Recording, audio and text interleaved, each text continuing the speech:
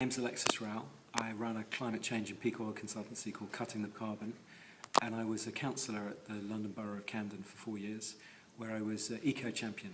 So I've spent something like the last 6 or 7 years working pretty much every day on climate change, peak oil, resilience issues. And I came to Lincoln because they have been running this fantastic conference today about the way forward for Lincoln and the role that Lincoln can play in the battle against climate change and in the battle to create more resilient, fossil-free communities. What are you hoping local businesses attending today got out of your keynote?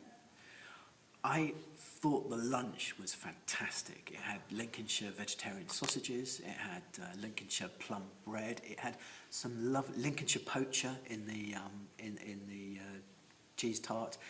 Those are lovely examples of local businesses doing, I think, the right thing, because they're creating locally, they're improving the quality of people's lives, increasing well-being.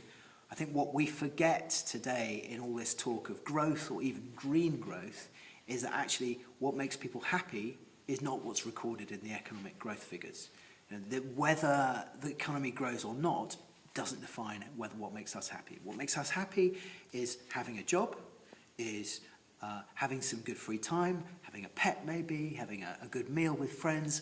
None of these things are really registered in the economic statistics. And businesses have, I think, a great role to play in changing the framework that people operate in. We need to get away from this culture of stuff, more stuff, accumulation, consumption. That is not the solution to our problems today. We need to get to a place where actually we're about improving the quality of life, improving the well-being of people, improving the enjoyment of residents, and making communities more resilient. You know, when fossil fuels become 3, 4, 5, 6 times as expensive, when Lincolnshire is cut off because there's flooding across half of it, when there's a drought and a hosepipe ban, when the supermarkets are empty because someone's rioted in some other country and the supplies didn't get through, that's when we're going to need to know that places like Lincoln can deal with themselves, can sort themselves out, can be resilient, can be not completely self-reliant, but are able to withstand external shocks when they come, because they are going to come, and they're going to come fast and furious from now on. If there was one tip you could give readers how they could make their lives better and greener, what could it be to set them off? Well, you could do worse than read my book, which has got hundreds and hundreds and hundreds of examples of how you can make your life greener. I can't give you one, but I can tell you that I don't fly anymore, because that's the single biggest thing that we are doing in terms of carbon emissions as human beings. If you fly, there's nothing that you do that is more of a problem.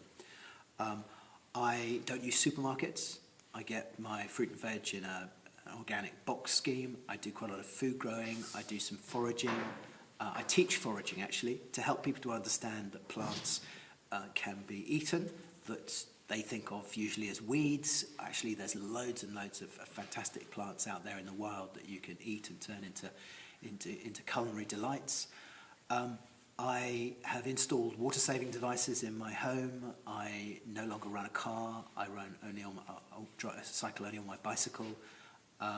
There are so many different things that you can do, but the most important thing is to reframe our minds, is to move away from this idea that we have to consume and move towards a situation where we're actually content with what we've got, that we're about trying to increase our well-being rather than increase our quantity of stuff, where we're actually living in touch with nature, in time with nature, in tune with nature, rather than thinking that we can control nature or that nature is there to be subjugated.